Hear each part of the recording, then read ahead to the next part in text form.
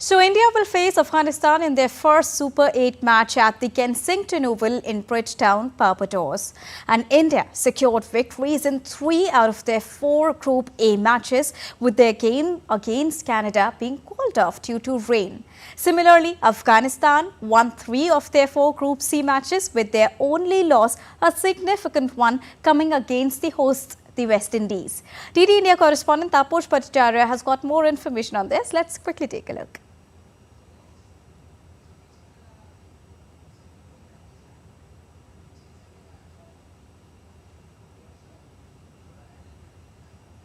So it's going to be an interesting battle between India and Afghanistan, as both the sides are coming with a lot of confidence, experience and knowledge of how to handle pressure. But then who would be able to exercise it till the end of the T20 Cricket World Cup remains to be seen.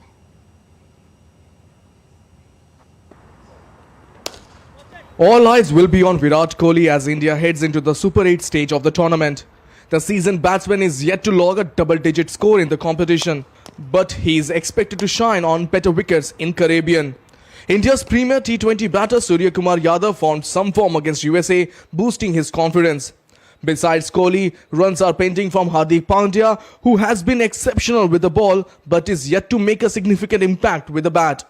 On the bowling front, Arshdeep Singh has grown in confidence, perfectly complementing Jasprit Bumrah both in the power play and in death overs. All the 3 games that we played were really well attended, which is fantastic. We feel we are ready, we feel we are rested, we feel we are prepared. And we know Afghanistan is a very dangerous team in this format of the game. They've shown in their performances in this World Cup. But also I think if you just look at their squad, I mean, they might not have a lot of international experience as in the other formats of the game. But a lot of their players do play in a lot of T20 leagues, more than, in fact, some of our players do. But the main question will be whether Kuldeep Yadav will get a chance in the playing 11. The Indian team's practice session suggests that the pitch could be favourable for spinners, strengthening Kuldeep's case for inclusion. It's hard to keep something set in stone, at least that's my belief. I always do believe in being flexible in your thinking, being able to adapt to situations. What does your team require? What do the conditions require? I think it's something that we've always been conscious of, the concept of being able to have players who can be adaptable and float in that middle order if and when required. And it's something that, you know, we've continuously striven to do as and when required and as and when possible, not just for the sake of it. A lot of times you make these changes, you know, keeping something specific in mind, keeping something, it works sometimes, it doesn't work sometimes, and that's not, you know, I think you can't judge everything only on the results. Afghanistan enters the Super 8 fixtures after a humbling loss to the West Indies in St. Lucia. Captain Rashid Khan will heavily rely on the left-arm pacer Fazal Haq Farooqi, the leading wicket-taker of the tournament with 12 wickets. Farooqi's ability to swing the ball back poses a significant threat to Indian openers Rohit Sharma and Virat Kohli. In the IPL, we've got a lot of players playing a lot of T20 cricket around the world. And now it's about putting that together as a side. I think in the past we've had some good individual players, but we need all those players playing together as a side. And we've seen that at times in the group stage. Obviously, be one of the favourites. And with being favourites, obviously, is added pressure for India. And, you know, hopefully we can come in, obviously perceived as underdogs, but in my mind, very much not underdogs. And fully prepared and ready for the battle that confronts us. On the batting front, Afghanistan's in-form openers Ramanullah Gurbaz and Ibrahim Zardan will once again be crucial to their team's success. As the competition heats up, both teams have much to prove. Will Kohli find his form? Can Afghanistan bounce back from the drubbing it got from West Indies? Stay tuned for what promises to be an exciting clash in the Super 8 stage. With camera person S. Shankar, this is Taposh Bhattacharya for DD India from Barbados. And to give more perspective on the interesting battle tonight, I'm joined by our expert guest, Mr. Ajay Mehra, who's currently the commentator and has been a former cricketer. A very good evening and thank you so much, Mr. Mehra, for joining us here on DD India Sports Pass. Now an interesting battle here has been lined up where skillful India will be taking on magical Afghanistan. We've seen upsets also before, but India's batting versus Afghanistan's bowling. How do you look at the two? You know, that's a very nice line you put it, you know, magical Afghanistan, skillful India, because absolutely, Afghanistan, can do upsets. They are, a good side. A lot of their players, as Jonathan Trott and Rahul Dravid were mentioning, they play a lot of leagues outside India as well. They play the IPL. They play a lot of T20 leagues. So they are very familiar with this format. And, they are a good side. Spin-friendly conditions, they'll be really a handful. But Barbados wicket, because this game is at Barbados, we can see, at least a big score out here because the conditions are really favorable batting.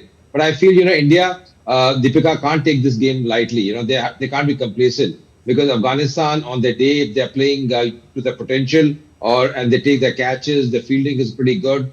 They have the likes of Rashid Khan. They have a quality attack with them, Mohammad Nabi. It's a very good side they possess. And we saw, the game they played against New Zealand, where New Zealand were rattled out for around 75. So, that shows the kind of team they are.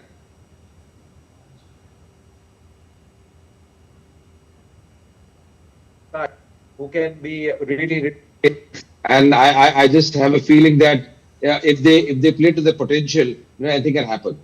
All right, and let's also talk about Virat Kohli here because he's not been able to do wonders so far. His positioning is also under questions. Do you think changing the lineup of Virat Kohli will help up, and should that also be a part of the strategy ahead of Australia's match as well? Yeah, Deepika, I feel, India should go with the same combination. I'm always with Virat Kohli, the kind of player that he is. Sometimes you've got to understand where we were playing the matches in New York. And New York, the bounce was very variable. It's not easy for any batter. Yes, he didn't get runs. That's absolutely fine. But, he's a class act and he's a very determined man.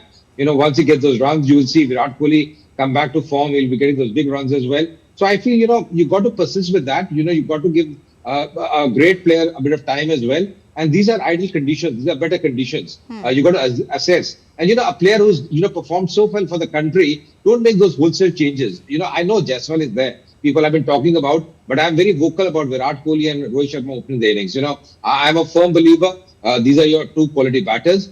Yeah, initially I feel, with Fazal Farooqi, the way he's been bowling and the way he brings the ball back into the right-handers, both the openers, Rohit and Virat, have to be cautious. Probably first 2 overs and then probably settle in and play those big shots. But, that man, Fazal Farooqi, can be the wicket taker. He's bowled really well in the tournament. But, I'll go with this combination, Virat and Rohit. And I think the Indian batting order is looking pretty, okay to me. Rishabh coming in, and then you have, Sky coming in, Surya Kumar Yadav.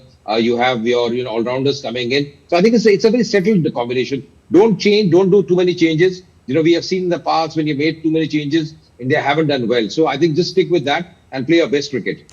A very quick and last question, though this is just the first Super 8 game for Team India. But how do you see the chances of Team India at this Cricket World Cup? We've recently seen in the last edition of Cricket World Cup in 50 overs how India performed and what happened on the final day. But this time, what do you think?